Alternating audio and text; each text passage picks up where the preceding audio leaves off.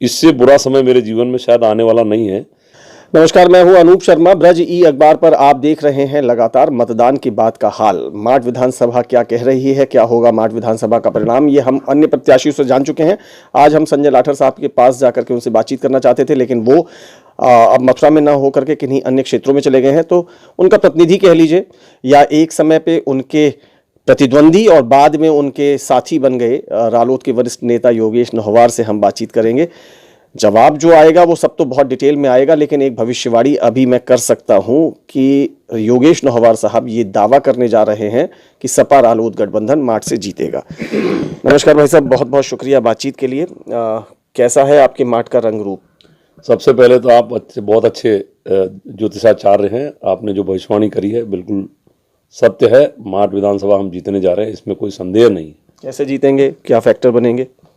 देखिए, पिछले चुनाव का मैं अगर कंपैरिजन करूं तो पिछला चुनाव हम राष्ट्रीय लोकदल अकेला लड़ा था और अकेले ही मैं 432 वोटों से चुनाव हारा था।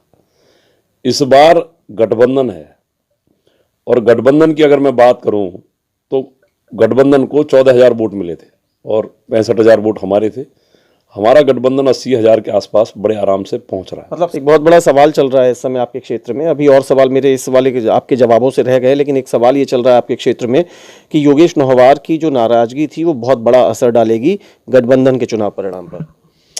नाराजगी थी, लेकिन वो नाराजगी टेम्पररी थी। 3-4 दिन की नाराजगी थी। मैं दोनों नेताओं से मिला भी, नाराजगी मैंने अपनी जाहिर भी की, लेकिन मैं ऐसा स्वार्थी नहीं हूं। जिस बीजेपी में जाने का मन भी बनाया था, लेकिन जिस बीजेपी ने किसान और मजदूरों की कमर तोड़ रखी है, वो 3-4 दिन में मेरा गुस्सा निकल गया था। और पुनः जब नेताओं ने मुझे बुलाया, सम्मान दिया, मुझे पुचकारा, गले लगाया, मैं उनकी बात मान गया। लेकिन जरूरी नहीं है कि आपके दिल साफ हो गए हो, मगर आपके समर्थकों के अंदर जो एक टीस थी वो सही हो पाई हो। देखिए, मैंने प्रचार बड़ी पवित्रता के साथ, बड़ी ईमानदारी के साथ, और मेरे साथ ऐसा भी हुआ कि मैं एक दिन रात के 3 बजे लौटा तो घर में आपको खुद को सर्टिफिकेट देने की जरूरत ही नहीं है। हम तो खुद वहां के दृश्यों को देख रहे थे जिसमें आप कंधे से कंधा मिला के चल रहे थे, जिसमें आप पब्लिक मीटिंग एड्रेस कर रहे थे। लेकिन मैंने कहा कि वो वोटर जो परंपरागत वोटर है रालोद का, वो रालोद की पॉलिसी से नाराज हुआ।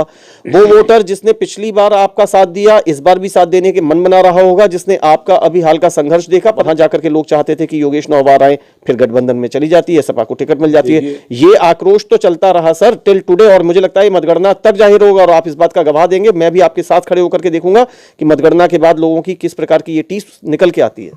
देखिए, ये तो सच्चाई है कि जब ये मुझे पर्चा, मुझे सिंबल मिलने के बाद मैंने भरा, लोगों में नाराजगी भी हुई, लेकिन जहां तक मैं पहुंच गया, जिन गांव में मैं पहुंच गया, जिन्होंने मुझे आमने सामने बैठ के पूछ लिया, वो लोगों ने तो वोट दिया है।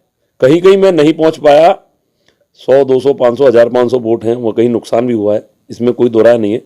अगर वो नुकसान नहीं हुआ होता तो हम 1 लाख पे पहुंच गए थे, एक तरफा हो गया। पता है कि नुकसान का आकलन आप क्यों कम करके आंक रहे हैं? आपको इसलिए नहीं पता होगा संभवतः क्योंकि आपको इंसल्ट किया गया, बी फॉर्म दिया गया, बी फॉर्म के बाद फिर एक नया बी फॉर्म आया, आपको मना नहीं पाए तो सी फॉर्म इशू किया गया और आपके फॉर्म को रद्द करवाया गया।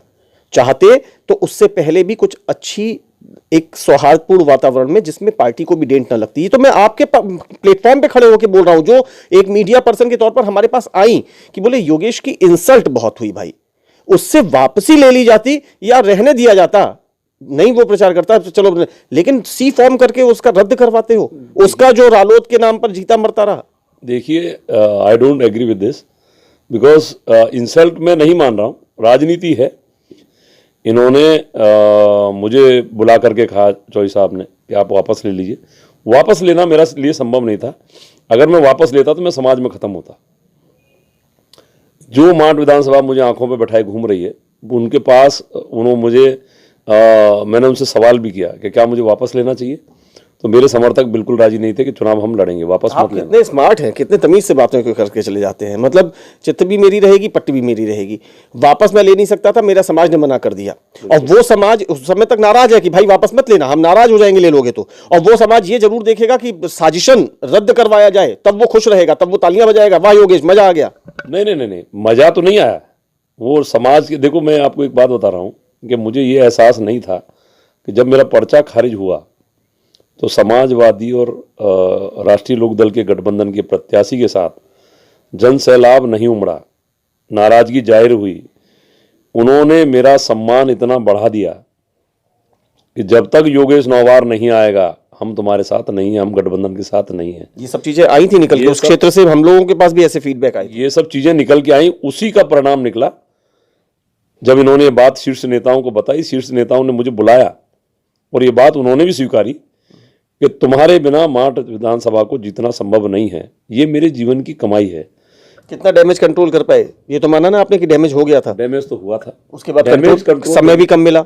समय कम मिलने का इस बात का मैं इसलिए कह सकता हूं क्योंकि आप ही कह रहे हैं कि कुछ क्षेत्रों में जा भी नहीं पाए लगातार कोशिशों के बावजूद। हाँ बिल्कुल बिल्कुल। देखिए मैं 28 तारीख को प्रचार मैंने शुरू किया। 28 तारीख को मैंने अखिलेश जी से, जैन जी से मिला था। उसके बाद मैंने प्रचार शुरू किया।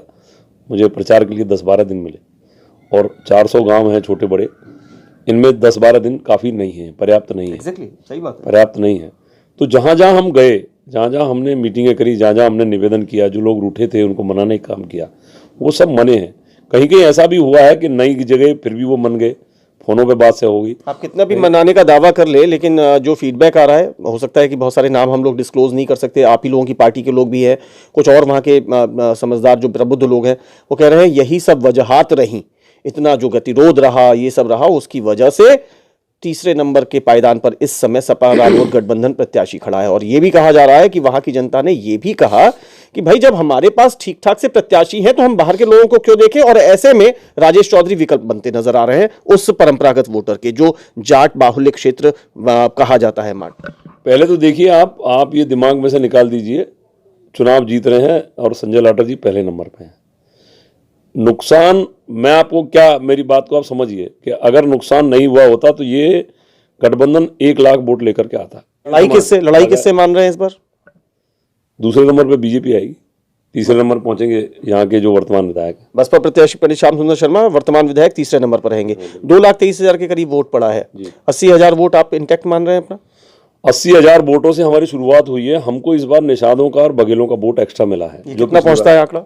ये कम से कम 5,000 वोट। तो 85,000 वोट कुल मिलाकर के आपके खाते में बड़े आराम से 23,000 वोटों को अगर हम, कई बार निर्दलीय भी होते हैं, कुछ और प्रत्याशी भी लड़ जाते हैं, उनमें निकाल दें तो 2 लाख वोटों को अगर हम सेपरेट करके, तो नहीं निकलेंगे, 2, 4, 5, 7 हजार वोट हैं, 5-7 हजार वोट निकल जाएंगे। अच्छा, 2,10,000 से शुरुआत करें 3 को बांटने की। हाँ, बड़े आराम से। 2,10,000 में से 85 आप ले जाते हैं जी। 85 के बाद बचते हैं 15 इधर, 1.25 लाख वोट। 1.25 लाख वोटों को बंटवारा कैसे करेंगे? 1.25 लाख वोट आप ये मान के चलिए, दोनों प्रत्याशी 65, 66, 68 इसके रेंज में रहेंगे। आप हल्का करके नहीं आ रहे हैं, आंक रहे हैं दोनों प्रत्याशियों को। कोई 70 पहुंच जाएगा, कोई 65 पे पहुंच जाएगा, लेकिन आप 85 पे खड़े रहे। हम 85 पे खड़े। माना ये जा रहा है नौवार साहब कि बसपा प्रत्याशी के पास जब भाजपा के पूर्व प्रत्याशी एस के शर्मा की टिकट कटी तो जो वोट कभी उनसे छिटका था, पिछले चुनाव में ही 17 में जो छिटका था पंडित श्याम सुंदर शर्मा से, अब की बार एस के शर्मा की टिकट करने के बाद वो उनके पास वापस पहुंचा है, इसलिए वो मजबूत होते हैं। उनके पास बसपा के कोर वोटर का एक बैंक है, इसलिए वो मजबूत होते हैं। उनके पास वो दावा करते हैं जब भी उनसे या उनके कैंप के लोगों से बात करो कि हमारे पास सातों जात का, हर क्षेत्र में हर बूथ पर हमारे पास वोट जरूर है, हम पहले पे ना रहे तो दूसरे से नीचे हम नहीं जाते, ऐसा वो दावा करते हैं। तो वहां वो जाकर के मजबूत नजर आते हैं। भाजपा प्रत्याशी से अगर हम बात करें तो वो तो कहते हैं कि 1 लाख से मैं ऊपर हूं। उनका ये कहना है कि मैं जिस समाज से आता हूं वहां से मेरे पास मेरा वोट है क्योंकि मैंने उनकी लंबे समय तक सेवा की। फिर उनका कहता है कि भाजपा का ब्रांड मोदी, ब्रांड योगी की वजह से बड़ा जनाधार है और हमारी लाभार्थी जो योजनाएं हैं लाभ देने वाली, उसके लाभार्थियों का हमारे पास एक बड़ा वोट बैंक है। तो दोनों के पास कहीं ना कहीं एक सतह तो नजर आती है ना सर। ब्रांड मोदी और ब्रांड योगी तो हो गया फेल। उनके नाम पे योगी जी के नाम पे 36 में तो इनको वोट मिला है। ब्रांड मोदी तो बिल्कुल फेल हो चुके हैं। ब्रांडिंग हो गई खत्म। जातिवाद का थोड़ा बहुत, 2 लड़कों की जोड़ी की ब्रांडिंग आपको लगता है चल पा रही है? बहुत जोरदारी से। एक सीधा सा सवाल करते हैं, आपने कहा कि आप पहले स्थान पर हैं, उसका आपने गठबंधन का सबसे प्रमुख आधार बता दिया, सबसे पहला। भाजपा प्रत्याशी को आप दूसरे नंबर पर मानते हैं, किस तरीके से फैक्टर बन रहा है कि वो दूसरे नंबर पर आते हैं? मतदान के दिन कुछ अलग दृश्य आपको नजर आया? देखिए, ऐसा है कि इनको ये लोकल प्रत्याशी होने की वजह से और जाटों के गांव में ज़्यादा वोट नहीं मिला, लेकिन नौहवारी नरवारी में कहीं न कहीं हर गांव में ये 100, 150, 200 वोट ले गए। उसकी वजह भी ये बनी कि योगेश नहीं तो राजेश सही। हाँ, उसकी वजह ये बनी कि वो नहीं तो ये सही, ये सच्चाई है। उनको कहीं ना कहीं हमारा जो नुकसान थोड़ा बहुत जो हुआ है 5-7 हज़ार वोटों का, ये कहिए ना कि हमारा कैसे, लाठर साहब का अगर प्रत्याशी के तौर पे बात करें तो लाठर साहब के सामने राजेश चौधरी वोटों में सेंध लगाने में इसलिए कामयाब हो गए क्योंकि वहां पर संजय लाठर साहब का चेहरा दिख रहा था, योगेश नहवार नजर नहीं आ रहे थे। हाँ, इसका नुकसान 5-7 हज़ार वोटों का हमारा हुआ है। अच्छा, तीसरे नंबर पर आप बसपा प्रत्याशी को पहुंचा देते हैं, कैसे पहुंचाते हैं? क्या मतलब सिर्फ बोल दिया, मन है, राजनीतिक प्रतिद्वंदिता है, गुस्सा है तो करो, चलो इन्हें तीसरे पे रख दो? मैं आंकड़ों पे बात करता हूँ, ऑथेंटिक बात करता हूँ। जैसे आप देखिए कि इनका जो वोट था, इनके 3 जगह पे नुकसान हुआ है। इनका ब्राह्मणों में सेंध लगी है, जो पिछली बार भी लगी थी और इस बार भी लगी है। इनका जाटा वोट जिस तरीके से इंटैक्ट होकर पिछली बार वोट दिया था वो नहीं है। कुछ वोट बीजेपी को भी गया है, कुछ वोट गठबंधन को भी आया है। इनका जाटों में भी नुकसान हुआ है। मैं नाम लेके भी गिना सकता हूँ, आदमी फलाना आदमी फलाना आदमी फलाना आदमी, किस बूथ पे कितना नुकसान हुआ वो भी बता सकता हूँ। लेकिन इनकी बढ़ोतरी कहीं नहीं है। एक चीज हमेशा होती है, हर बार चुनाव आता है, हर बार ऐसा लगता है कि श्याम सुंदर शर्मा हार गए, लेकिन हर बार वो जीत जाते हैं, उनका तिलिस्म टूट नहीं पाता। अब की बार भी इसी प्रकार का दावा। सबसे पहले तो भाई देखिए, आप जब खुद अपने प्लेटफॉर्म पे खड़े होकर चुनाव लड़े हैं तो आप लोग कहेंगे कि सपा रालोद गठबंधन जीतेगा, और साथ साथ ये भी कहेंगे कि बसपा प्रत्याशी हारेंगे, लेकिन कहीं ऐसा तो नहीं कि फिर उनका तिलिस्म कायम रहे और फिर से उनकी जो कहते हैं कि चाणक्य की चाल चल गई, फिर से वो विजयी निकल आए? देखिए, आप बहुत अच्छे ज्योतिषाचार्य हैं, अंदाज आपको भी होगा कि तिलिस्म तो टूट गया, ये तो आप नोट कर लीजिए। और गठबंधन जीतेगा ये दावा है। और दूसरे नंबर पे जब मैं आपसे कह रहा हूँ तो कहीं ना कहीं आप भी पत्रकारिता करते हैं, हमको भी मार्च क्षेत्र में बहुत लंबा समय हो गया। पहले दिन जब हम वहाँ से वोट डाल के निकले थे तो हमें ये लग रहा था कि फाइट हमारी बसपा प्रत्याशी से ही है, और यही हमने मंचों से कहा है। लेकिन वोट जब रुझान आने लगे दूसरे दिन, तीसरे दिन, चौथे दिन, तो जब ये चीज़ें निकल करके आई कि उनका नुकसान, जितना नुकसान कहीं ना कहीं हम इनको 60,000 वोटों पे मान रहे थे, लेकिन 2-4-5 हज़ार वोटों का नुकसान हमारा किया है, तो 2-4-5 हज़ार वोटों का नुकसान उन्होंने बीजेपी के प्रत्याशी ने बसपा का भी किया है। तो ये करीबन 70,000 पे पहुंच रहे हैं। वहीं जाकर के आपके पायदान तय हो जाते हैं कि पहले पायदान पर खड़े हैं संजय लाठर, दूसरे पायदान पर राजेश चौधरी, तीसरे पायदान पर पंडित श्याम सुंदर शर्मा। यही एक फाइनल आपका? ये अब इनके वोट 65,000 से ऊपर नहीं जा रहे हैं, आप कितना भी खींच लो। चलिए, बहुत बहुत शुक्रिया। और 10 मार्च का इंतजार सभी को करना है, तो आप भी करेंगे, हम भी करेंगे। हालांकि चूंकि आप वहां पर जाकर के सक्रिय तौर पर उस लड़ाई को, राजनीतिक प्रचार की, मतदान की पूरे अग्नि परीक्षा को पार करके आए हैं, तो आपके दावे अपनी जगह, उसका हम सम्मान भी करते हैं और तटस्थ होकर के हम सबको शुभकामनाएं दे रहे हैं। तो आपको भी बहुत बहुत शुभकामनाएं। 10 मार्च का इंतजार करेंगे और फिर ये देखेंगे, ये भी देखेंगे, यदि अभी तक सब चीज़ें हाइपोथेटिकल हैं, अभी कुछ सतह पर नहीं है, सिर्फ ईवीएम ही तय करेगी क्या होता है, तो ये भी देखेंगे। बहुत से लोग इस बात के इंतजार में भी हैं कि अगर संजय लाठर चुनाव जीत जाते हैं तो उसके बाद 5 साल तक योगेश नौहवार का टेम्परामेंट कैसा रहेगा, योगेश नौहवार उस 5 साल के समय को सहन कैसे करेंगे यदि यदि यदि संजय लाठर चुनाव जीत जाते हैं तो चलिए इसका इंतजार करेंगे। मैं इसके ये सवाल का जवाब बाद में ले लूंगा। नहीं, मैं अभी देना चाहता हूँ। आप मेरी बात सुनिए। टेम्परामेंट का जवाब आपको मैं देता हूँ कि मेरे जीवन की सबसे विपरीत और परीक्षा की जो घड़ी थी, वो टेम्परामेंट का मैंने अपना इम्तिहान दे दिया। इससे बुरा समय मेरे जीवन में शायद आने वाला नहीं है कि मुझे पर्चा मिला, सिंबल मिला, खारिज हुआ, उसके बाद मेरा टेम्परामेंट कितने कंट्रोल में रहा। एक शब्द अगर मैंने संजय लाठर के खिलाफ बोला हो, एक अपने नेता के खिलाफ बोला हो, या एक मैंने अखिलेश जी के खिलाफ बोला हो, उनके मनाने के बाद जिस पवित्रता से, जिस ईमानदारी से मैंने प्रचार किया, जनता ने मेरा टेम्परामेंट देखा और मेरी ईमानदारी भी देखी। इसे टेम्परामेंट, इसे ईमानदारी कहें, या अब आप राजनीतिक चतुराई के महारथी हो गए हैं, खूब राजनीतिक तौर पर चतुराई बहुत भर गई है कि इतना भी मतलब रिएक्शन कब देना है, क्या देना है, तो ये राजनीतिक चतुराई अब बहुत ज़्यादा आ गई है। There is no shortcut for experience.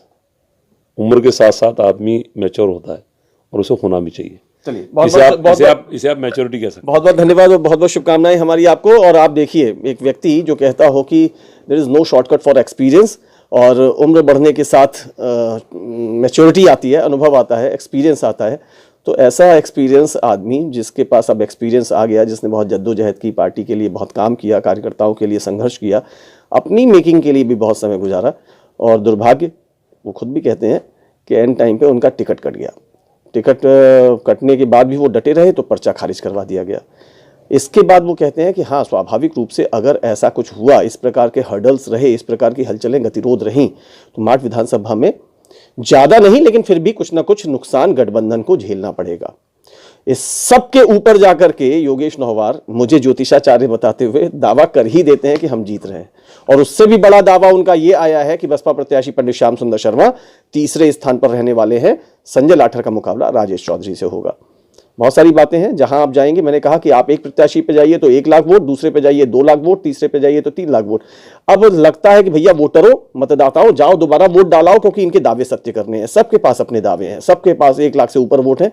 तो फिर इंतजार करिए। ईमानदारी की बात एक जरूर आई है कि यहाँ इन्होंने अपने 85,000 के आसपास ही वोट माने। इंतजार करिए 10 मार्च का। ये थी हमारी खास बातचीत संजय लाठर साहब की अनुपस्थिति में रालोद पदाधिकारी योगेश नौहवार के साथ। इसी प्रकार की खबरों को देखने के लिए हमारे साथ जुड़े रहिए, और मैं फिर से रिक्वेस्ट करूंगा कि अगर आपने हम ब्रज ई अखबार यूट्यूब चैनल को डाउनलोड नहीं किया, सब्सक्राइब नहीं किया, तो उसे कर लीजिए। शुक्रिया, नमस्कार।